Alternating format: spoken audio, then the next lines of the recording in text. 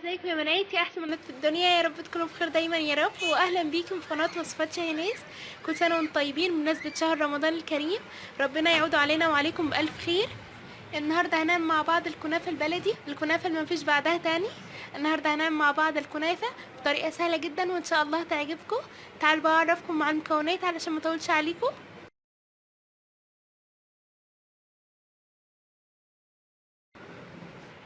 اول مكون هنا معانا هو الدقيق. طبعا الدقيق على حسب كميه الكنافه اللي انت هتعمليها. وتاني مكون هنا معانا هو الملح. هتجيبي حبايه ملح كده حلوين، وكمان هتجيبي كوبايه ميه. الكوبايه دي احنا هنحتاج تاني عليها، يعني مش هي دي بس، هنحتاج يعني على حسب العجين. يعني مش هقول لكم كام كوبايه، على حسب ما يحتاج العجين. اول حاجه كده هتعمليها هتجيبي الخلاط بتاعك. بعد كده هتحطي فيه نص كوبايه ميه، يعني حوالي كده نص الخلاط. بعد كده هتحط النص التاني دقيق. كده اول حاجه هتحط ميه، بعد كده هتحط دقيق، يعني نص ونص. وبعد كده هتجيبي نص معلقه ملح وهتحطيها فوقيهم، وهتبداي بقى تخلطي كل المكونات دي.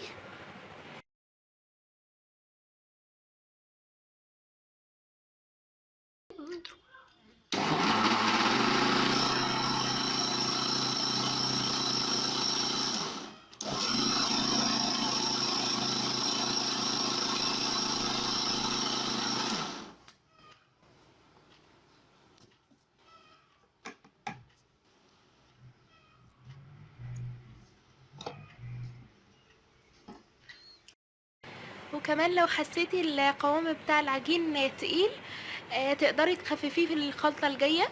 يعني انتي لو حسيتي العجين كده تقيل قوي معاكي، تقدري اول ما تخلطي المرة التانية تخففيه عن الاول، وكده يعني القوام هيتظبط معاكي. احنا في المرة الاولى حسيناه تقيل كده شوية، ففي المرة التانية كترنا المية يعني، وهكذا. وبرضو لو العجين كان سايب قوي معاكي تقدري تحطي ميه قليله والدقيق كتير، وهكذا لحد طبعا ما تخلصي الكميه اللي معاكي. اهم حاجه بس انه العجين يكون مظبوط معاكي كويس. وكده بقى هتحطي ميه في الخلاط. كده احنا زودنا في كميه الميه علشان الخلطه الاولى كانت تقيله شويه، فاحنا كده زودنا الميه. بعد كده هتحطي الدقيق، وبرضه هتحطي نص معلقه من الملح، ويا ريت بس انك ما تكتريش في الملح علشان ما يملحش منك. يعني انت بين خلطة وخلطة هتحطي حباية صغيرة جدا من الملح. وبعد ما تحطي المكونات دي هتبدأي تخلطيهم، وهتستمر على طول تعملي كل الخطوات دي. على فكرة الطريقة دي احسن بكتير من انك هتعجنيها وبعد كده هتصفيها. بصراحة احسن بكتير، وكمان مريحة. يا دوب بس انت هتخلطيهم وبس على كده. اما في طريقة في ناس كتير كانت بتعملها، اللي هي انك تحط مية ودقيق وهتبدأي تعجني، وطبعا والملح. المهم هتبدأي تعجني وبعد كده هتصفيهم بالمصفاية. دي طريقة بصراحة حسيتها صعبة، فالطريقة دي اسهل بكتير طبعا. الطريقة دي هي بس تحطي مية والملح والحاجات دي وهتخلطيهم على طول، وهتبدأي بقى ترشي وكده. لكن بصراحة الطريقة الأولى ما حبيتهاش خالص، حسيتها متعبة. فالطريقة دي بصراحة مريحة جدا، واحنا دايما بنعملها علشان حسيتها مريحة ومش هتاخد وقت معاكي. هي ربع ساعة بس وهتكوني خلطة كمية كتير. وزي ما قلتلكوا في الأول، لو حسيتوا العجينة تقيلة تقدري تزودي في الكمية بتاعت المية وتحطي كمية دقيق مش كتير. أما لو حساها خفيفة كده تقدري تزودي في الدقيق وتقللي في الميه. يعني يا كده يا كده. اهم حاجه بس ان العجينه تكون مظبوطه معاكي، لا تكون تقيله ولا خفيفه، تكون وسط. خيركم طبعا فهو الوسط.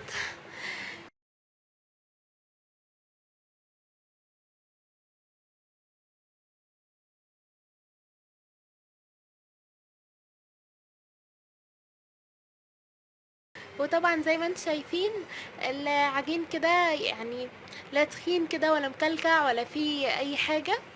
يا دوب بس كده تاخديه على الرش على طول، وبس كده نكونوا خلصنا العجين بتاع الكنافه. بسم الله ما شاء الله، كده العجين ناعم قوي. وكده احنا بقى هنروح عند الفرن وهنبدأ ان احنا نرش الكنافة. ودي بقى الكوباية اللي احنا هنرش بيها. بصراحة انا ما اعرفلهاش اي اسم تاني. المهم كده احنا دي اللي احنا هنرش بيها الكنافة. هي مخرمه كده زي ما انتم شايفين. وهنبدأ بقى نشوف العجين اذا كان مظبوط ولا لا. وكده بقى احنا بنصب العجين في الكوبايه دي. وكده زي ما انتم شايفين العجينه بتاعت الكنافه بتخرج من كل الخرم كده. كده اعرفي خلاص ان العجينه مظبوطه معاكي. لكن لو كلكعت او مرضتش تخرج بسرعه، اعرفي ان العجينه بتاعتك تقيله محتاجه انها تتخفف شويه. كده بسم الله ما شاء الله العجينه كده تمام قوي معانا. هنبدأ بقى نرشها في الفرن. احنا هنرشها في الفرن بالانبوبة. خليكم معانا بقى علشان تعرفوا ازاي الكنافة بتترش. وكده احنا بقى هنمسح الصاج تحت الفرن بالزيت. هتجيبي قماشة تكون نظيفة كده عندك، وهتبليها في شوية زيت، وهتبدأي بقى تمسحي بيها الفرن. احنا الفرن مولعينها من تحت. بعد ما تدهني الصاج كده بالزيت، هتسيبها تسخن شوية. بعد كده هترشي الكنافة بتاعتك. يعني احنا يا دوب بس هنولع الفرن من تحت. يعني ما تقلقيش الكنافه هتستوي على طول. احنا زي ما قلت لكم هنولعها من تحت بس. ما تولعهاش خالص من فوق علشان ممكن تتحروق منك. يا دوب بس هتولعها من تحت. فما تقلقيش انتوا بترشي الكنافه علشان هي مش هتلسوعك من فوق ولا حاجه. بس طبعا تخلي بالك لحسن تتلسعي من الصاج، علشان هو بس طبعا اللي هيكون سخن.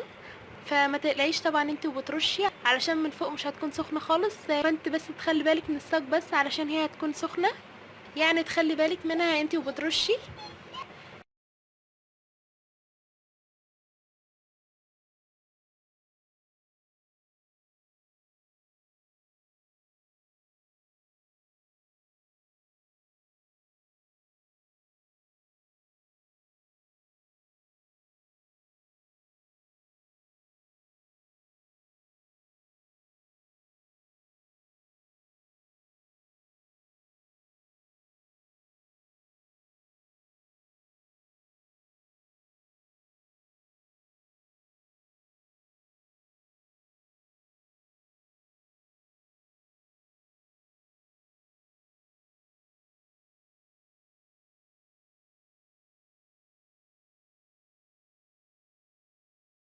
وطبعا كده ما تخليش ايدك في النص.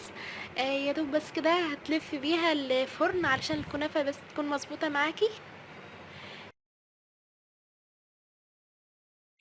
وكده زي ما انتم شايفين الكنافه مش بتاخد معانا اي وقت. مجرد ما ترشيها كده هتشوف الحته السخنه اللي من جوه دي.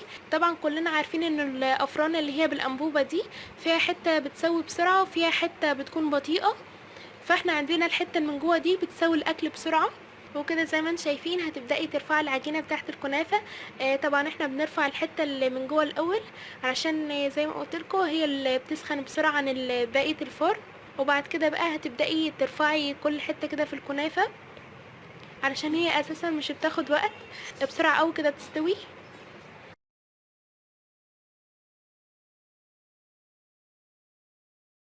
وبعد ما تخرجي الكنافه كلها كده من الصاج، بعد كده هتقلبيها على الناحيه التانية، على اساس ان الكنافه ما تبقاش عامله زي العجين. تبقى مستويه كويس. انت هتسيبيها حوالي 5 دقايق كده لحد يعني ما تنس. وبعد كده تخرجيها على طول.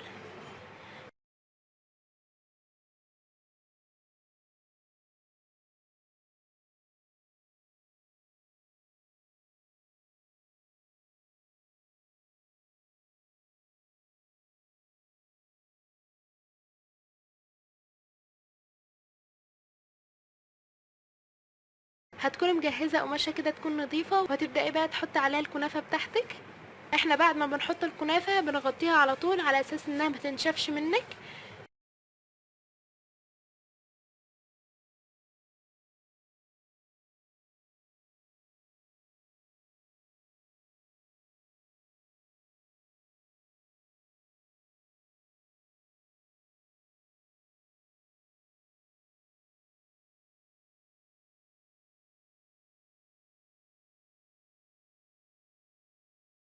وهتبداي بقى تشيلي كل الفتافيت اللي هي بتكون في الفرن.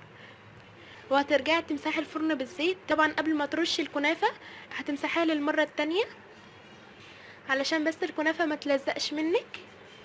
اهو كده زي ما انت شايفه.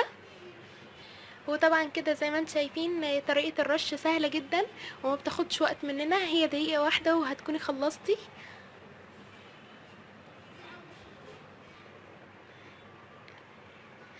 شايفه كده الكنافه متفرده عن التانية. كده بسم الله ما شاء الله، شعرايه شعرايه، وكمان مش بتاخد مننا وقت، هي بس حوالي 5 دقايق كده وهتكون استوت معاكي. مش هتاخد وقت كتير منك. اهم حاجه بس انك تكوني دهنه الصاج كويس تحت الفرن علشان ما تلزقش منك. زي ما انتم شايفين كده بمنتهى البساطه كده، زي ما قلت لكم الحته السخنه اللي هي من جوه دي بلمها الاول علشان هي اللي بتستوي الاول، ممكن تحرقها لو انتي ما شلتهاش بسرعه. مجرد بس ما تشوفي الشعرايه بتاعت الكنافه رفعت كده، خلاص اعرفي انها استوت، وهتبداي تقلبيها على الناحيه التانية. بجد يعني طريقه سهله جدا واحسن كتير من انك تشتريها من بره، علشان الكنافه اللي احنا بنعملها بنديها حقها في التسويه، اما الكنافه اللي انت هتشتريها من بره بتكون عامله زي العجين كده علشان توزن كتير مع البياع. لكن احنا طبعا لما بنعملها في البيت بتكون مستويه كويس وضامنه طبعا الكنافه اللي انت عاملاها. لكن طبعا زي ما قلت لكم اللي عند البياع بتكون عامله زي العجين كده، مش زي بتاعه البيت خالص. الكنافه بتاعه البيت احلى بكتير من انك تشتريها من بره، يعني شويه دقيق وحبايه ميه هتعمل كميه كتيره معاكي، وفي نفس الوقت برضو حاجه ضمناها وعاملاها انت بايدك. وكمان مش متعجنه وعارفه انت حاطه فيها ايه، وكمان يعني التسويه بتاعتها بتكون كويسه، مش بتبقى زي العجين زي ما انت بتشتريها من بره، بتكون مستويه كويس وبجد يعني طعمها بيكون تحفه.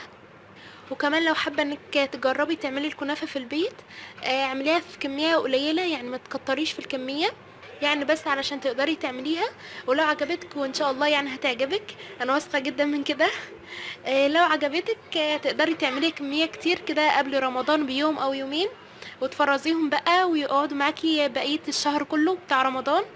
طبعا كل ما تحتاجي هتخرجيهم على طول.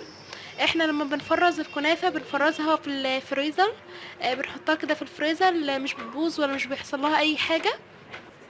بس طبعا زي ما قلت لك في الاول، لو انت اول مره هتعملي الكنافه جربيهم في حبه قليلين كده، يعني ما تكتريش خالص في الكميه. وبعد كده لو حابه تعمليه تاني قبل رمضان كده بيوم ولا يومين، وهتبداي تعملي كميه كتير وتفرزيها كده، هتقعد معاكي وان شاء الله ان شاء الله يعني هتعجبك. بجد يعني هتاكلي انضف واوفر واحسن كنافه انت عاملاها بايديكي، وضامنه طبعا ايه اللي انت عاملاه.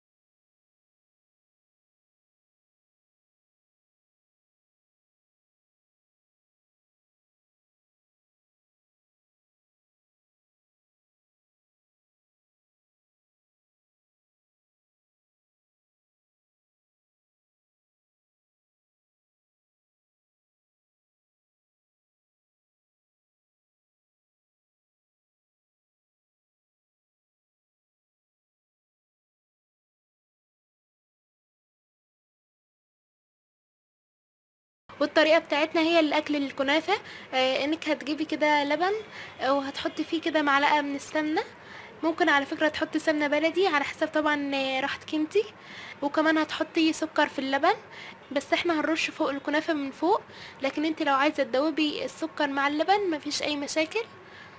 كده بقى هتسيبي اللبن لحد ما يدفى شويه، وكمان هتجيبي الصينيه بتاعتك وهتحط فيها معلقه سمنه، احنا بصراحه بنحب سمنه كتير في الكنافه، فاحنا كده حطينا معلقه من السمنه، هنسيبها بس تسيح، بعد كده هنطفي على طول، وهتحطي بقى الكنافه وتبداي بقى تقلبيهم وهتفكيهم كده من بعض. زي ما قلت لكم كده احنا طفينا النار، يا دوب بس السمنه ساحت، تبداي بقى تخرجيها كده من بعض علشان ما تبقاش معجنه معاكي يعني اول ما تاكليها.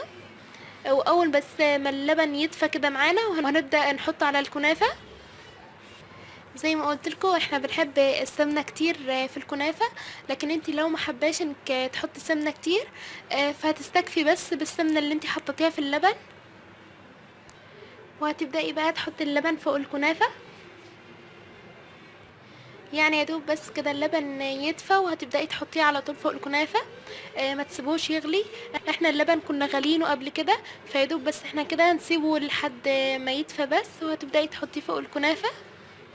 وهتبداي بقى تحطي فوق الكنافه السكر. زي ما قلت لكم لو عايزه تدوبي السكر مع اللبن مفيش اي مشاكل، لكن احنا بصراحه بنحبه كده نحطه من فوق. وهتبداي طبعا تقلبيهم كويس. وتعتبر كده خلاص الكنافه جاهزه معانا. بجد بجد طعمها تحفه ملهاش حل، وكمان مستويه كويس وجميله قوي. يا رب تكون طريقتنا عجبتكم. بجد يعني طريقه حلوه جدا واوفر لك بكتير من انك هتشتريها من بره. يا رب تكون الطريقه عجبتكم، وبس كده يكون خلص الفيديو بتاعي. يا رب يكون عجبكم. لو كنتش مشتركه في القناه يا ريت تشتركي وتفعلي الجرس علشان يوصلك كل جديد انا بنزله. ولو عجبك الفيديو يا ريت لايك وشير للفيديو، واشوفكم على خير في فيديو جديد، والسلام عليكم ورحمه الله وبركاته.